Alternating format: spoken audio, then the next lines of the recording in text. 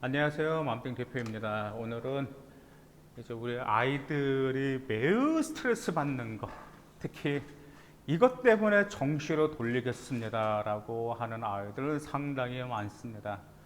고등학교 올라가서 아이의 멘탈을 깨는 게 딱 두 가지입니다. 그 두 가지는 멘탈 안 까지면 되거든요. 첫 번째가 고등학교 1학년 1학기 중간고사 기말고사에서 멘탈 한번 나갑니다. 왜요? 중학교 때는 거의 뭐 95, 100, 평균 100 나오다가 고등학교 때 그렇게 안 나오고 막 70 나오고 60 나오고 그다음에 뭐 잘 나오면 83, 85 나오다 보니 거기서 멘탈이 한번 깨지는 아이들도 있고요.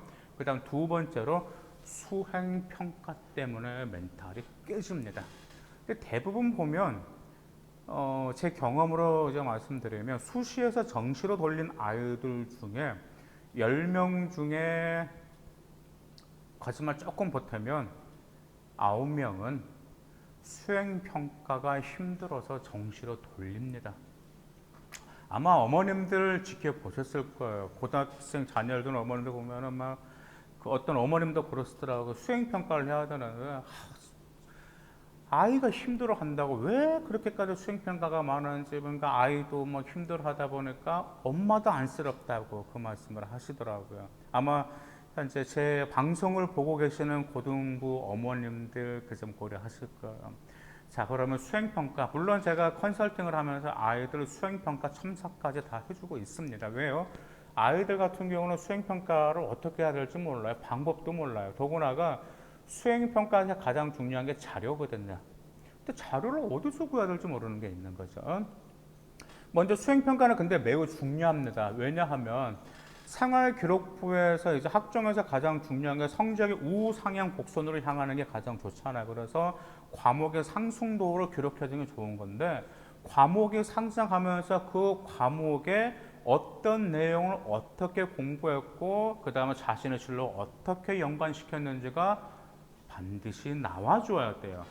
그래서 어떻게 공부하고 어떻게 진로하고 관련시켰느냐 바로 수행평가입니다. 수행평가 용지 아마 고등학생 여러분들은 제 방송 들으시면 아실 거예요. 근데 두 번째 수행평가가 왜 중요하냐면 자신이 희망하는 학과와 관련된 교과목 성적이 또 중요하거든요. 예를 들어서 자기가 경제학과를 가겠다고 그랬어요. 경제학과 간다고 그래가지고 뭐 인문계니까 국어, 영어, 사탐만 잘하면 되고 아니에요. 수학도 잘해야 돼요. 그렇기 때문에 그것도 관련 있는 거죠. 그다음 또 세 번째 중요한 이유가 말 그대로 뭐냐면 일단 생활기록부 변화와 함께 수행평가가 중요한 걸 차지하게 되는데 특히 수행평가 그러니까 과목 과세특을 차지하는 수행평가에서 중요한 게 성취 기준이 매우 중요합니다. 그래서 성취 수준이 그래서 성취 수준을 충족시켜야 돼요. 그러면 과목별 성취 수준을 여러분들은 아셔야 되잖아요. 그죠? 성취 수준을 어디서 볼 수 있는지 아세요? 뭐 학교 홈페이지에 들어가면 학교 홈페이지에 보시면 교직원 마당이라고 있습니다. 그래서 교직원 마당에 있는 평가 자료를 찾아보면 뭐 땡땡땡땡 평가 계획 이런 게 있어요. 그럼 거기에 보시면 과목별로 성취 수준이 나와 있어요.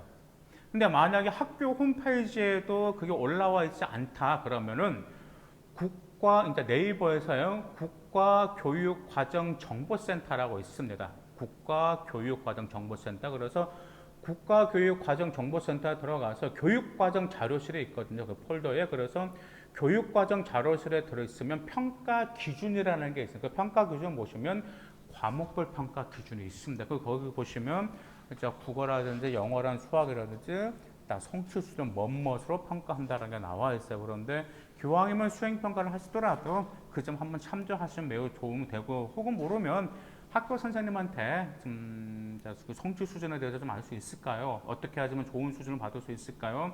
여쭤볼 수도 있습니다. 또 어떤 선생님은 또 거기서 알려두세요. 이 수행평가는 뭐가 기록되어야 되고 무엇이 유기적으로 연결되어야 되고 혹은 자신의 진로와라는데 또 배우고 느낀 점, 비판할 점, 그런 걸 다 쓰라고 주거든요. 그게 성취 수준이다 보니까 그것만 잘 수행평가 잘 하셔도 됩니다. 근데 이제 문제는 수행평가 자료입니다. 정말 여러분들 가장 힘든 게 고등학생 100명 중에 100명한테 물어보세요. 수행평가에서 가장 힘든 게 뭐냐? 수행평가 자료예요. 왜? 뭘 써야 되냐 그거예요. 그래서 자료만 있으면 애들 다 써요. 근데 자료를 어디서 구하냐?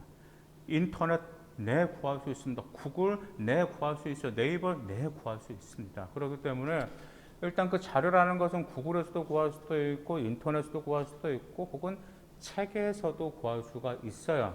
근데 이제 저 같은 경우는 또 나름 또 어디 구하는 그게 이제 좀 사이트가 있는데 그 사이트를 제가 대놓고는 말씀을 드릴 수가 없습니다.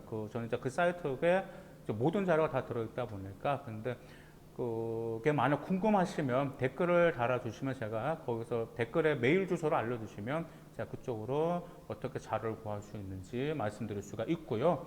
혹시 지금 당장 급하다. 자기는 무엇에 관한 내용에 대해서 자료가 필요해. 예를 들어서 뭐 유전과 환경이라든지 아니면은 코로나로 인해서 지구촌의 뭐 경제에 미칠 파장 이런 자료들이 궁금하다. 자료가 필요하다 그러시면 댓글 달아주시면 일단 그 자료가 있으면 제가 보내드리겠습니다. 웬만한 자료는 제가 지금 다 가지고 있기 때문에.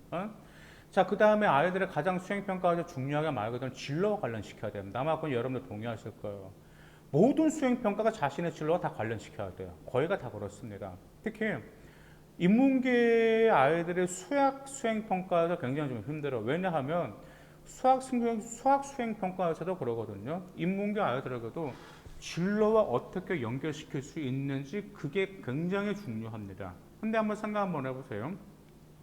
만약 자기가 컴공과라든지 기계공학을 지원하는 아이라면 뭐 미적분이라든지 그런 것을 그 다음에 뭐 함수라든지 뭐 그런 거, 그 다음에 그런 거 얼마든지 자기 전공과 관련해서 쓸 수가 있습니다. 하지만 예를 들어 자기가 행정학과를 가겠다, 도시행정학과를 가겠다, 그 다음에 소방학과를 가겠다, 패션 디자인학과를 가겠다, 이런 아이들 같은 경우가 대체 수학을 어떻게 자신의 진로와 연관시켜야 되는 굉장히 뻥칩니다.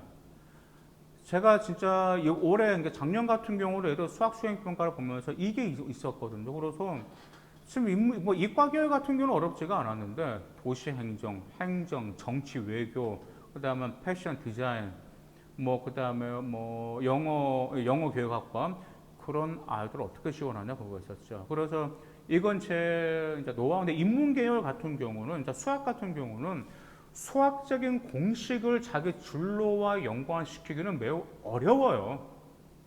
그래서 저는 차라리 이렇게 합니다. 차라리 수학자 연구로 들어가라고 합니다. 뭐 예를 들어서 뭐 뉴턴과 라이프니츠라든지 그런 거 있잖아요. 그래서 뭐 그렇게 수학자들 있잖아요. 그래서 수학자 연구를 해서 수학자가 연구한 자세, 그다음 수학자의 어떤 사고력, 비판적인 사고력인지 분석적인 사고력인지, 그다음 그 수학자가 그 공식을 발견하기 때까지 어떤 노력을 기울였는지 그 노력하는 자세와 마인드를 연계시키는 방법으로 저는 추천하고 있습니다. 인문계열 같은 경우는 물론 다른 방법도 물론 있어요. 하지만 여기에서 인문계열 특히 이제 수학이라는 과학 쪽으로 연계시키기 어렵다 그러면은 수학자나 과학자들의 이렇게 업적속의 어떤 과정에 있어서 자세, 능력, 어떤 사고력을 자기가 본받겠다. 그 진로로 연관시키겠다.